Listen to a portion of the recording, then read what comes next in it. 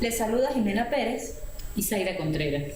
y juntas les acompañaremos con el desarrollo de la temática teoría fundamentada y sus aplicaciones. Como pueden vislumbrar, esta es la agenda a desarrollar.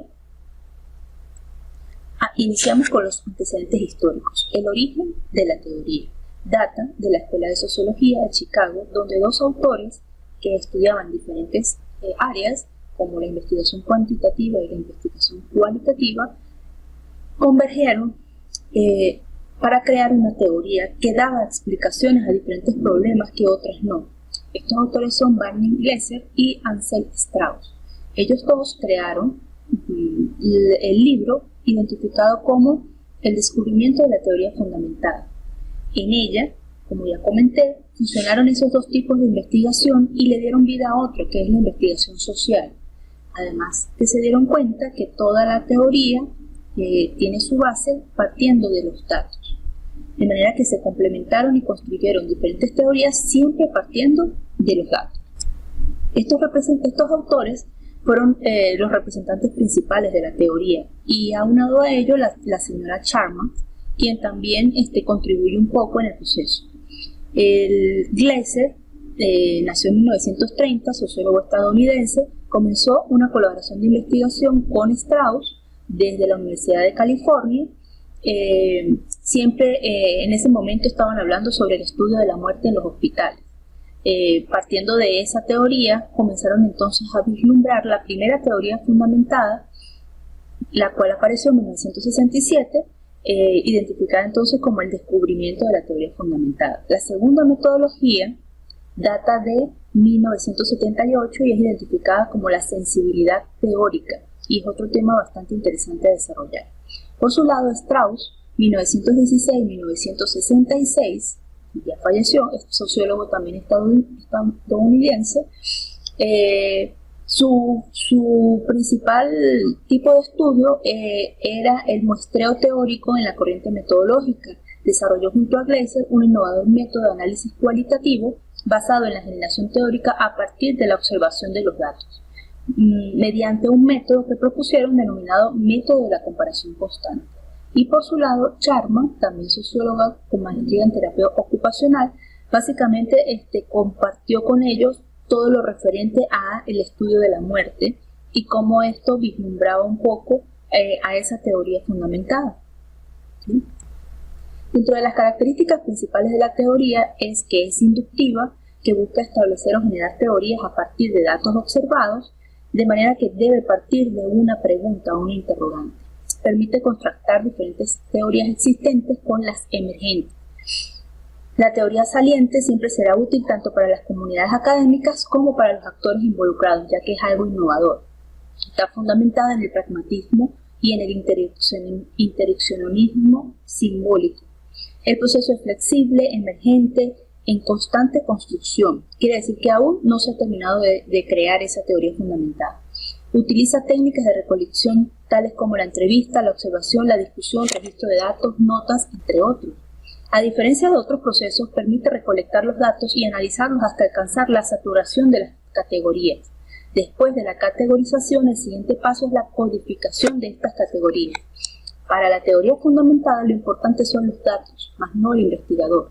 El investigador es simplemente un testigo durante la recolección de los datos.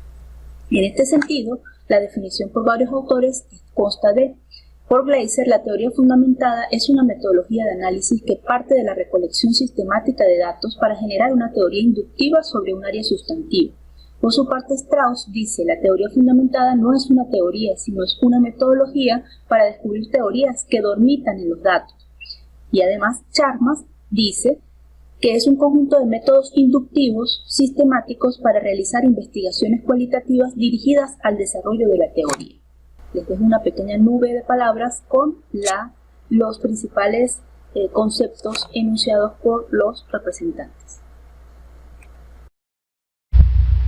Para dar inicio a la presentación acerca de los componentes y metodología de la teoría fundamental, es necesario partir del concepto de dato cualitativo, el cual es definido por Rodríguez, Lorenzo y Herrera como un elemento que suministra una importante cantidad de información de tipo auditivo, y posteriormente textual, que sin la adecuada manipulación resulta totalmente estéril.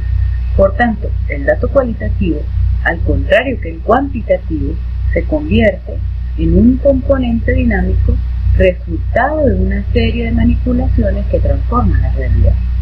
Ahora bien, la teoría fundamentada nos permite construir teorías, conceptos, hipótesis y proposiciones, partiendo directamente de estos datos y no de los supuestos a priori de otras investigaciones o de marcos teóricos existentes. Cuando iniciamos el proceso de investigación, siguiendo el método de la teoría fundamentada, vamos a encontrar componentes del modelo como los señalados en esta figura que recogen las indicaciones de Gleiser y Strauss, así como de Strauss y Corbin. En el gráfico se muestran los elementos básicos del modelo, específicamente los componentes que influyen en la transformación de los datos, es decir, los tipos de códigos conceptuales, los cuales representan la relación entre los datos y las teorías. Estos códigos se obtienen inicialmente a nivel empírico, fragmentando los datos y posteriormente agrupándolos conceptualmente en nuevos códigos que darán lugar finalmente a la teoría.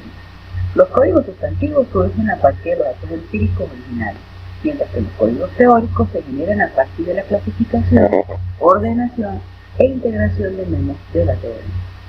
Los códigos en vivo proceden directamente del lenguaje empleado por los informantes, que caracterizan porque las personas que los utilizan le asignan un significado muy preciso.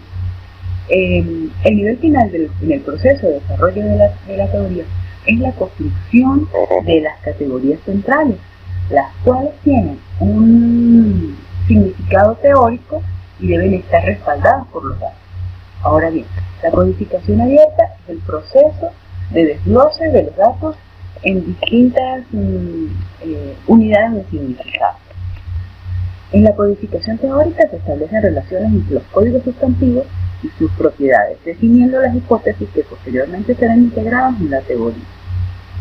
La codificación axial es el proceso de relacionar unos con otros, vía combinación de pensamiento inductivo y deductivo.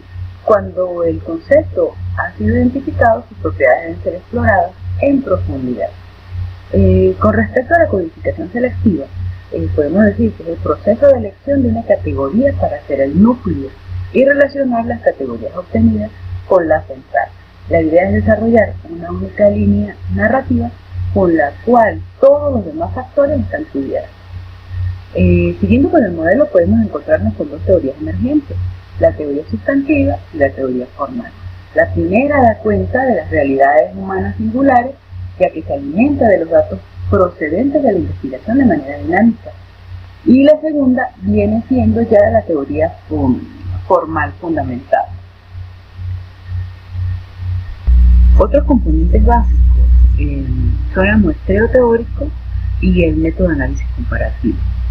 El muestreo teórico se refiere al procedimiento por el que el investigador recoge los datos al mismo tiempo que comienza el análisis y fragmentación de los mismos. En cambio, el método comparativo constante consiste en la comparación de la información recogida para encontrar patrones de comportamiento y identificar sucesos. Este es un modo de generar teoría a partir de análisis comparativo y sistemático de los datos.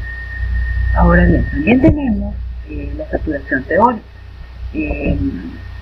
Esto viene siendo un criterio para juzgar cuándo detener el muestreo de los diferentes grupos pertenecientes a cada categoría. Se dice que una categoría se satura cuando se establece, cuando es estable realmente ante los nuevos datos y rica en detalles. Igualmente se plantea que cuando ningún dato adicional ha sido encontrado que permita al investigador desarrollar propiedades de la categoría, a medida que observa ejemplos similares una y otra vez, llega el momento en que la categoría está saturada. La última fase del proceso consiste en contrastar la teoría resultante con las teorías que apoyan y sustentan el fenómeno del estudio. Muy bien, ahora pasamos a observar las aplicaciones. Podemos decir que las aplicaciones de este método vienen siendo una serie de estrategias de análisis de información empírica en el área administrativa y gerencial de enfermería, educativa, de medicina, entre muchas otras.